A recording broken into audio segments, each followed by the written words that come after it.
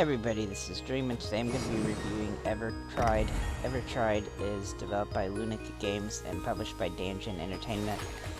This game is $19.99 on Xbox, and it's kind of a turn-based strategy game, and it is also an ID at Xbox title. And what I mean by saying it's kind of a turn-based strategy game, so it has the aspects of a turn-based strategy game in it, but it's a little bit different as it's not where you like stand and click and choose how you're going to attack. It's based on kind of the movements, kind of in a well, okay, so basically it's a roguelite, I think, in that perspective, or like your movement dictates what happens on the screen with the with the enemies on the screen. And then as you progress through the game, you're going to be able to buy power-ups and pickups and stuff that are going to make your character more powerful. And you can die, and then you'll start back at the bottom of the tower, and you have to continue to go back up. And it's basically kind of a progression thing, which you need to try to get, you need to get better and better and get, take out all the enemies you can, as you progress through the game itself. It's an interesting concept of a game. I thought that, kind of early in the game, it's pretty bland, but once you actually get some of those upgrades and figure out how to stay alive and things like that, it gets pretty exciting with the different abilities that you can get and stuff as you get higher up in the tower.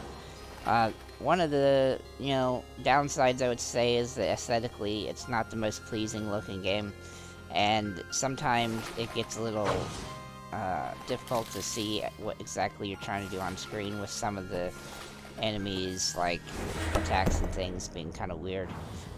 But the combat in the game works pretty good, not quite as good as maybe you would hope, and it's it's definitely not something that you can just pick up and play super easily, I don't think. But it does have some interesting aspects, and some of the different types of combat and stuff work pretty well. I will say that with the amount of games that are coming out that are similar to like Hades, this is definitely a little bit different, and it's definitely a different kind of idea. But